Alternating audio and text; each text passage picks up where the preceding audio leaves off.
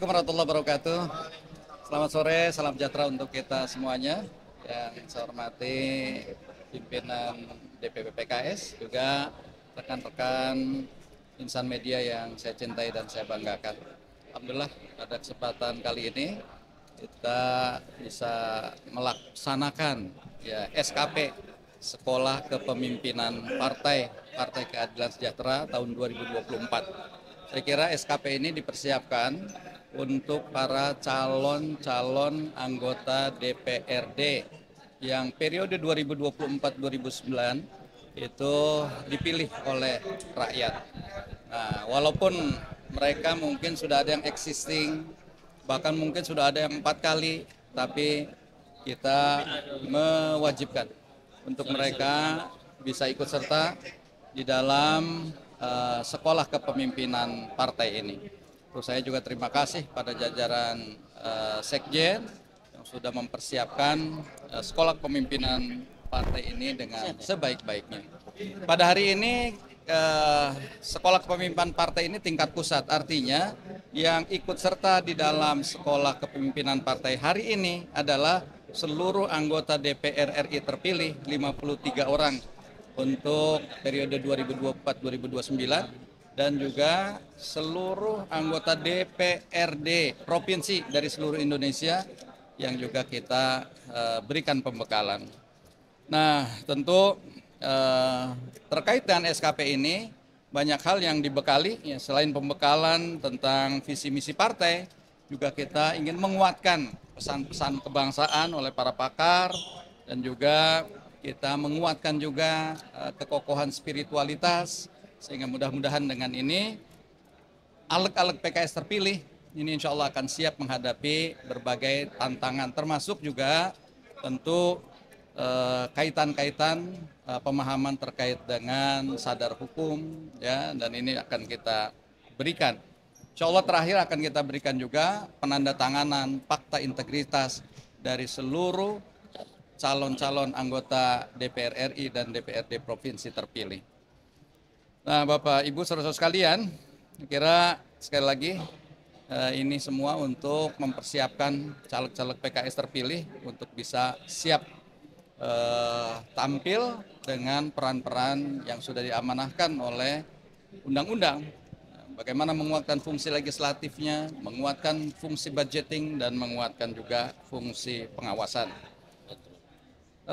Kemudian para caleg juga diminta, karena kita sudah menghidupkan, mengonkan mode pilkada, karena kita pilkada serentak di seluruh Indonesia, maka DPP menginstruksikan agar mereka juga mengaktifasi jaringan-jaringan mereka, networking mereka, simpatisan mereka, simpul-simpul mereka untuk menuju kemenangan pada pemilu pilkada di 2024 ini.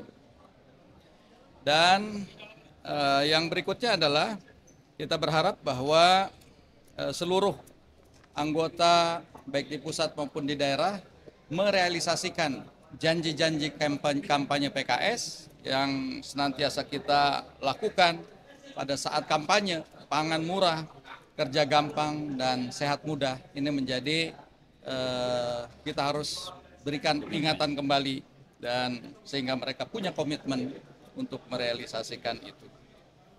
Kalau kami hari ini memakai semua syal Palestina, saya kira ini menjadi bagian dari upaya keprihatinan kita, sensitivitas kita melihat kondisi Palestina yang sampai hari ini masih juga mengalami berbagai genosida yang tidak berperi kemanusiaan.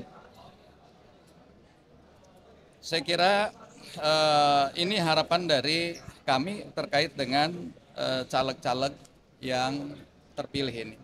Nah, kaitan dengan tadi saya sebutkan, kita sudah mengonkan mode pilkada, maka PKS berharap pada pilkada-pilkada di mana kita memang diberi mandat oleh masyarakat ini menjadi pemenang pemilu, ya. Kita berharap kader-kader sendiri yang tampil untuk maju di pilkada itu. Baik itu sebagai gubernur, wakil gubernur, baik sebagai bupati atau wakil bupati, atau wali kota, atau wakil wali kota. Ini kita mendorong agar kader-kader kita bisa tampil maju sendiri. Nah, termasuk diantaranya adalah di DKI. DKI alhamdulillah Allah takdirkan kita menjadi pemenang pemilu dengan 18 kursi. Nah, tentu dengan 18 ini juga masih belum leluasa untuk mencalonkan sendiri karena masih belum memenuhi syarat pencalonan. Oleh karena itu DPTP kaitan dengan ini sudah memutuskan bahwa Muhammad Sohibul Iman ini diputuskan sebagai calon wakil gubernur DKI untuk mendampingi Bapak Anies Rashid Baswedan sebagai calon gubernur DKI. Ini semua diambil setelah menerima usulan dari DPW DKI Jakarta, juga masukan-masukan dari berbagai pihak, dari para cendekiawan, dari tokoh-tokoh masyarakat, akademisi, tokoh lintas agama, para habaib. Nah, sehingga kemudian kita menentukan pilihan seperti itu. Saya kira PKS tadi nggak bisa sendirian karena masih kurang.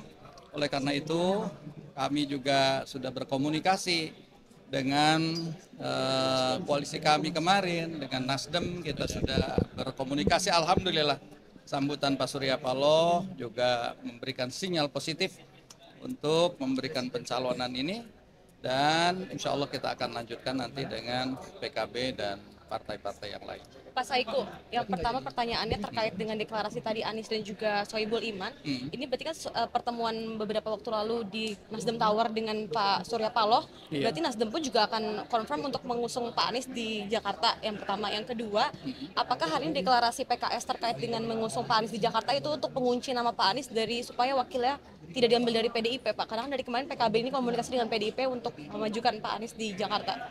Ya, kita terus berkomunikasi termasuk dengan Pak Surya Paloh kemarin adalah menyangkut masalah pilkada di beberapa daerah, termasuk di daerah khusus Jakarta, DKI Jakarta. Nah, jadi insya Allah inilah tadi saya katakan bahwa Nasdem juga memberikan sinyal positif dalam pencalonan ini. Kalau kaitan kami mencalonkan, saya kira dengan Pak Anies ini kita udah lama ya, dan kita juga sudah tahu kiprahnya, dan layak kalau kami di PKS juga mengusung Pak Anies sebagai gubernur kembali. Ya, tentu kami tadi sangat berharap bahwa untuk daerah-daerah di mana kami menjadi pemenang, agar mesin kami bergerak dengan baik dan optimal, tentu tadi kader PKS sendiri juga ikut serta mendampingi beliau. Tadi terkait dengan PDIP, bagaimana Pak Saiku? Ya. Kalau ke PDIP? Jadi amanah dari Musyawarah Nasional kelima, sejak saya dilantik jadi Presiden PKS, itu amanahnya memang memberikan amanah untuk berusaha seoptimal mungkin, ya, menjadikan kader-kader kepemimpinan baik di tingkat nasional maupun di tingkat daerah. Pak Saiku, apakah membuka peluang juga koalisi perubahan plus satu, dan satunya itu adalah PDIP untuk membangun koalisi di Pilkada Jakarta sendiri? Ya, sangat mungkin kalau kita tadi akan mengajak juga berbagai partai yang lain untuk mengusung pasangan ini. Artinya sudah ada komunikasi dengan PDIP begitu, Pak? Secara resmi saya belum. Pak, sebelumnya kan